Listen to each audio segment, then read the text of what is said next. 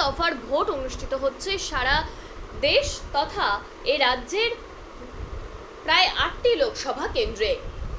চতুর্থ দফার নির্বাচনে 8টি লোকসভা কেন্দ্রের সকাল 9টা পর্যন্ত যে ভোটের শতাংশ এসে দাঁড়িয়েছে তা হলো বহরমপুর লোকসভা কেন্দ্রে 16.97, কৃষ্ণনগর লোকসভা কেন্দ্রে 15.67,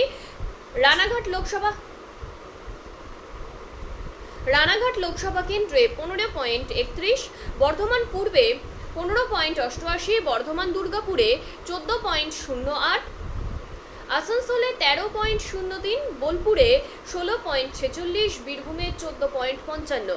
আমরা আরো বিস্তারিত জেনে নেব আমাদের প্রতিনিধি বিদীপ্তর কাছ থেকে। বিদীপ্ত, ঠিক কি জানতে পারছো?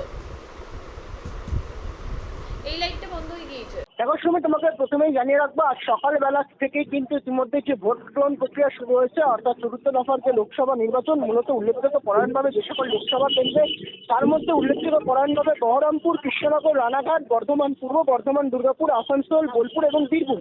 ইতিমধ্যে চতুর্থ দফার লোকসভা নির্বাচনে মূলত 8টি লোকসভা কেন্দ্রে সকাল 9টা পর্যন্ত যদি আমরা ভোটের যে শতাংশের পরিমাণ সেটি যদি লক্ষ্য করি, তাহলে এরকম সংখ্যাটা বহরমপুরে ইতিমধ্যেই কিন্তু ভোটের যে পার্সেন্টেজের সংখ্যা সেটা কিন্তু 16.97।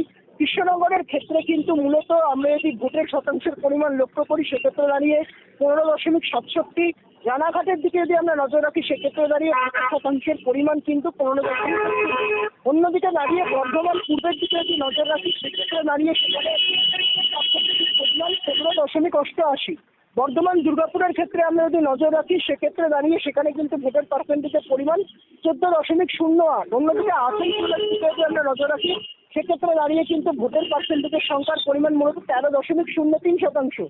বোলপুরের ক্ষেত্রে ভোটের যে শতাংশের পরিমাণ সেটা কিন্তু মূলত 16.46%। বীরভূমের ক্ষেত্রে মূলত ভোটের পার্সেন্টেজের পরিমাণ 14.55। সকাল 9টা পর্যন্ত কিন্তু ভোট পড়েছে। আর সব থেকে বেশি ইতিমধ্যেই বহরমপুরে, যার কিন্তু পরিসংখ্যানের পরিমাণ মূলত এমনটাই জানা যাচ্ছে 16.97%। এমনটাই কিন্তু আমরা জানতে পারছি মুখ্য নির্বাচনী আধিকারিকের দপ্তরের তরফ থেকে। সুমি।